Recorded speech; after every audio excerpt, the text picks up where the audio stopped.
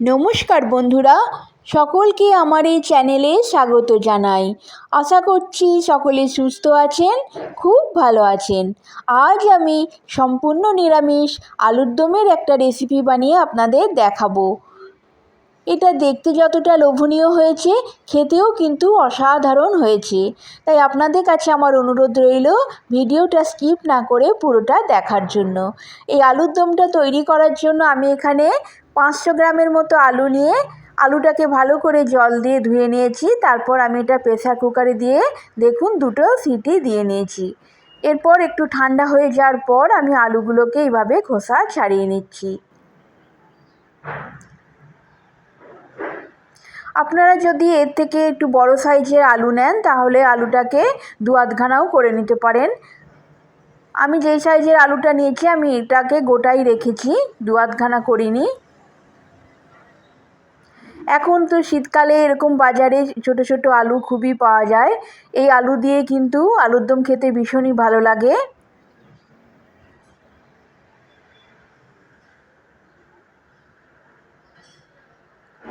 আলুটাকে অবশ্যই একটু ঠান্ডা করে নেবেন, তারপরেই খোসাটা ছাড়িয়ে নেবেন।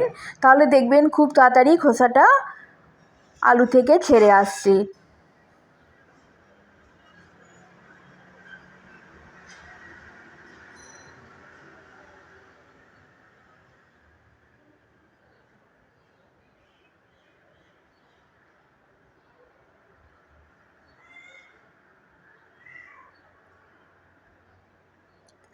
চলুন আলুর খোসাগুলো আমি সমস্ত ছাড়িয়ে নিয়ে আবার আপনাদের দেখাচ্ছি। দেখুন এরকমভাবে আমি সমস্ত আলুর খোসাটা ছাড়িয়ে নিচ্ছি। দেখুন আলুর খোসাগুলো আমার সমস্ত ছাড়ানো হয়ে গেছে। এবার আমি আলুর দমটা তৈরি করব।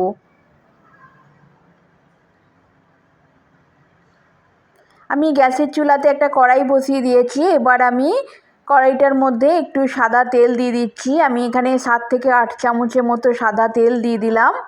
আপনারা চাইলে সর্ষে তেলেও রান্নাটা করতে পারেন।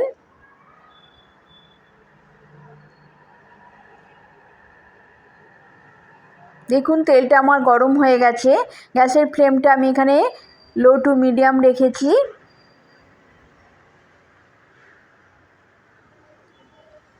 এবার আমি তেলের মধ্যে একটু নুন দিয়ে দিলাম আর সামান্য একটু হলুদ দিয়ে দিলাম।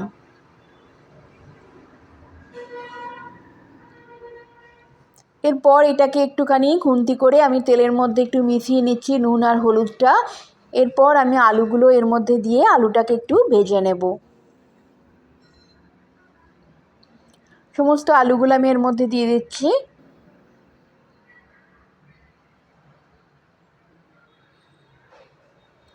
এরপর আমি গ্যাসের ফ্লেমটা একটু বাড়িয়ে দিলাম, বাড়িয়ে দিয়ে আলুটাকে একটু ভেজে নেব। আলুটাকে একটু সাবধানে একটু নাড়াচাড়া করেই ভাজতে হবে, নাহলে আলুগুলো ভেঙে যেতে পারে। এই আলুর দমটা গোটা গোটা আলুটা থাকলেই খেতে ভালো লাগবে আলুর দমটা। তাই একটু সাবধানে আলুটাকে একটু ভেজে নিতে হবে যাতে আলুগুলো ভেঙে না যায়।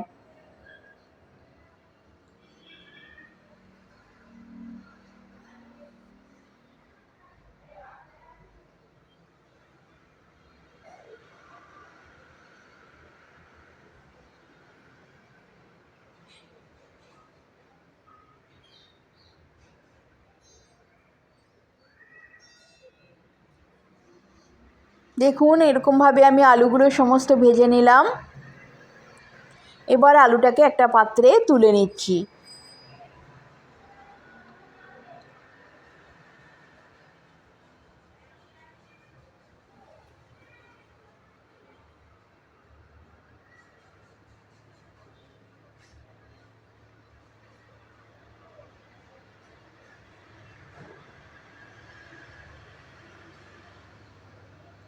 দেখুন বন্ধুরা আলুগুলো আমার সুন্দরভাবে ভাজা হয়ে গেছে।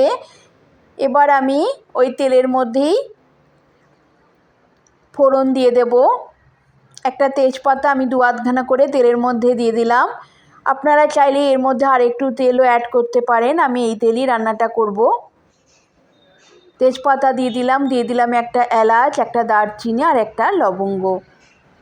এবার এটাকে একটু ভেজে ভেজে নিচ্ছি।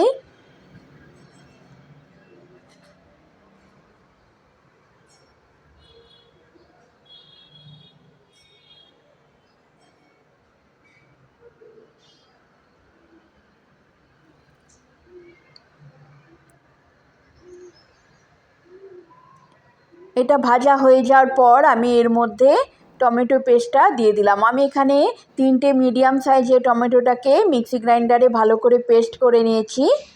তারপর এই পেস্টটা আমি এর মধ্যে দিয়ে দিলাম। টমেটো পেস্টটা দেওয়ার পর এটাকে ভালো করে একটু কষিয়ে নিতে হবে যাতে টমেটোর কাঁচা গন্ধটা না থাকে। এরপর আমি এর মধ্যে সামান্য একটু নুন দিয়ে দেব।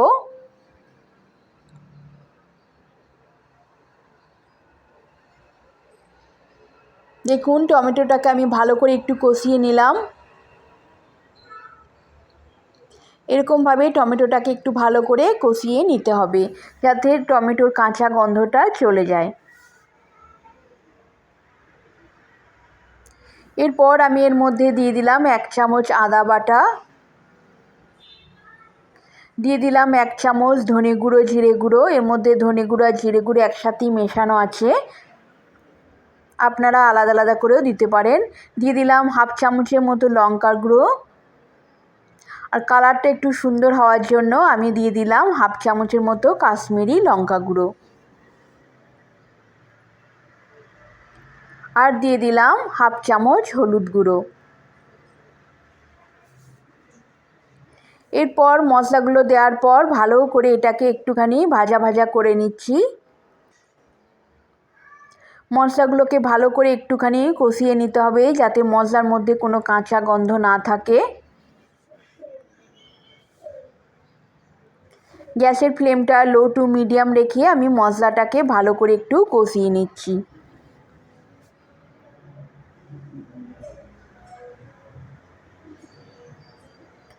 দেখুন সুন্দরভাবে মশলাটা আমার অনেক কষানো হয়ে গেছে, চারপাশ থেকে তেলও ছেড়ে এসেছে। এরকমভাবে ভালো করে মশলাটাকে একটু কষিয়ে নিতে হবে।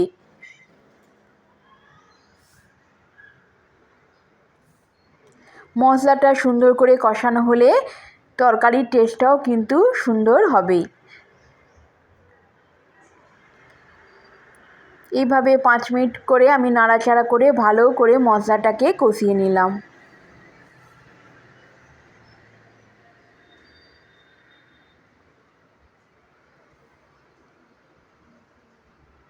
এরপর আমি এর মধ্যে দিয়ে দিলাম 5 থেকে 6 চামচের মতো টক দই। টক দইটাকে আমি ঘরেই পেতে রেখেছি। তারপর এটাকে ভালো করে একটু ফেটিয়ে নিয়েছি। এই ফেটানো টক দইটা আমি এর মধ্যে দিয়ে দিলাম। এরপর গ্যাসের ফ্লেমটা একটু বাড়িয়ে দিয়ে এটাকে ভালো করে মশলার সঙ্গে কষিয়ে নিচ্ছি। এই সময় গ্যাসের ফ্লেমটা একটু হাই করে অনবরত এটাকে নাড়তে হবে, তা নাহলে কী হবে একটু ছানা ছানা কেটে যাবে।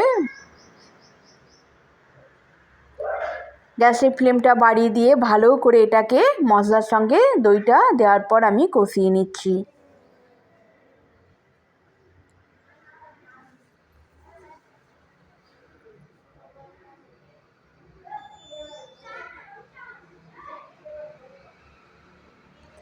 এইভাবে 2-3 মিনিট আমি ভালো করে দইটাকে মশলার সঙ্গে দিয়ে কষিয়ে নিলাম।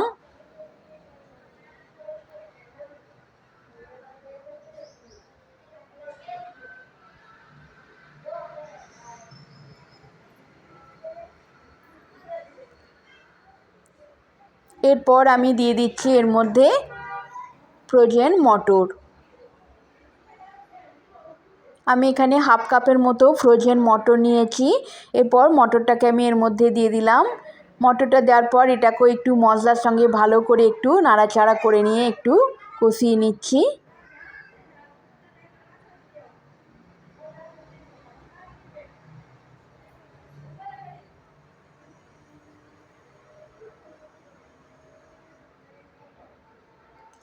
বন্ধুরা আপনারা তো অনেক রকমভাবে বাড়িতে আলুর দম বানিয়ে খেয়েছেন, একবার আমার মতো করে এরকমভাবে আলুর দম বানিয়ে বাড়িতে খাবেন, দেখবেন ভীষণই ভালো লাগছে। এটা সম্পূর্ণ নিরামিষ একটা পদ। দেখুন ভালো করে আমার মটরশুঁটিটা দেওয়ার পর কষিয়ে নিয়েছি। এরপর আমি ভেজে রাখা আলুগুলো এর মধ্যে দিয়ে দিলাম। আলুটাকে দেওয়ার পরও ভালো করে একটু মশলার সঙ্গে আলুটাকে একটু নাড়াচাড়া করে নিচ্ছি, যাতে সমস্ত মশলাগুলো আলুর সঙ্গে ভালোভাবে মিশে যায়।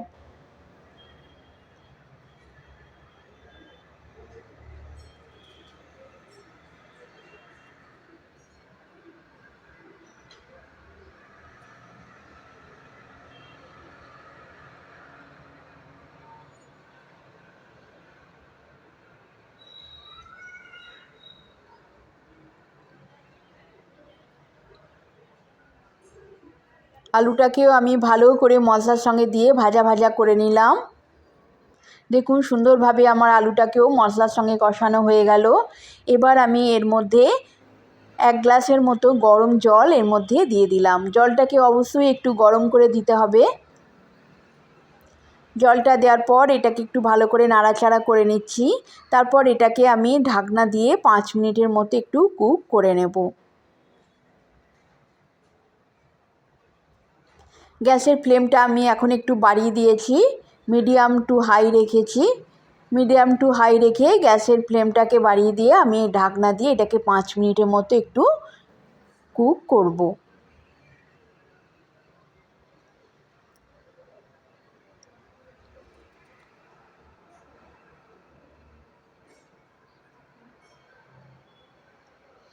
ঢাকনা দিয়ে দিলাম বন্ধুরা, 5 মিনিট পর ফিরে আসছি।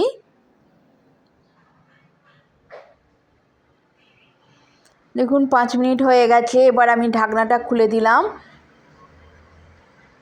দেখুন সুন্দরভাবে আমার আলুটাও ভালোভাবে সেদ্ধ হয়ে গেছে। আলুটা তো আমার সেদ্ধই ছিল, আরও ভালোভাবে সুন্দরভাবে সুসেদ্ধ হয়ে গেছে। মশলাটাও ভালোভাবে পেকে গেছে।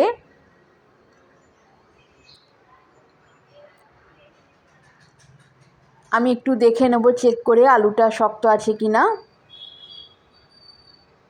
দেখুন সুন্দরভাবে আলুটা আমার ভেঙে গেছে, আলুটা ভালোভাবে সুসেদ্ধ হয়ে গেছে। এবার একটু চেক করে দেখে নেব নুনটা ঠিক আছে কি না। বন্ধুরা এখানে আমি গ্রেভিটা খুব বেশি পাতলা রাখিনি। আপনারা যদি মনে করেন যে গ্রেভিটা একটু পাতলা করবেন, তাহলে জলের পরিমাণটা আর একটু দিতে পারেন। আমি এটাকে একটু শুকনো শুকনোই রান্না করেছি। এরপর আমি এর মধ্যে একটু চিনিও দিয়ে দিলাম। চিনিটা দিয়ে দিলে কি হবে, আলুর দমের টেস্টের ব্যালেন্সটা খুব সুন্দর হবে, তাই সামান্য একটু চিনি আমি এখানে দিয়ে দিলাম।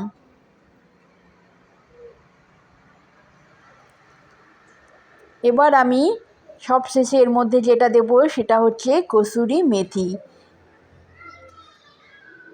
এই কসুরি মেথিটা দিলে এর মধ্যে আলুর দমের টেস্টটা কিন্তু অসাধারণ হবে।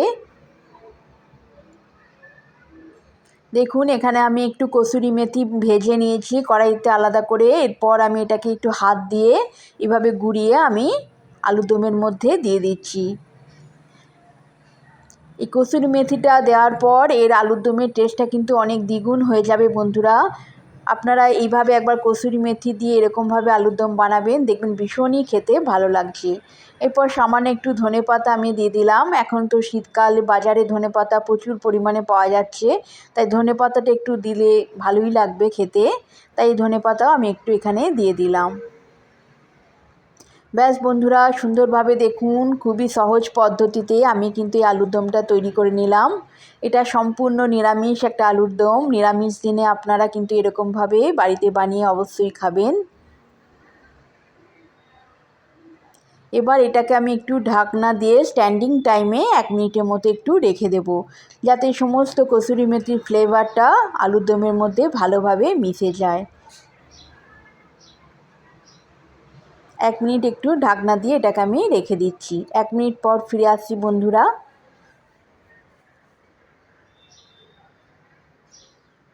দেখুন 1 মিনিট হয়ে গেছে। কসুরি মেথির ফ্লেভারটাও সুন্দরভাবে আলুর দমের মধ্যে মিশে গেছে। এবার আমি এটাকে একটা আলাদা পাত্রে তুলে নিচ্ছি। দেখুন গ্রেভিটা আমি এরকমভাবে রেখেছি, আমি বেশি এটাকে পাতলা করিনি। আপনারা চাইলে একটু এর মধ্যে গ্রেভিটা পাতলাও করতে পারেন। এবার এটাকে আমি একটা পাত্রে তুলে নিচ্ছি। বন্ধুরা, এই নিরামিষ আলুর দম আপনারা নিরামিষ দিনে বাড়িতে বানিয়ে খেতে পারেন। এই নিরামিষ আলুর দম গরম গরম লুচি, পরোটা, রুটি সকলের সাথে খেতে কিন্তু ভীষণই ভালো লাগে। ফ্রায়েড রাইস দিয়েও আপনারা কিন্তু এই আলুর দমটা খেতে পারেন, দেখবেন ভীষণ ভালো লাগছে।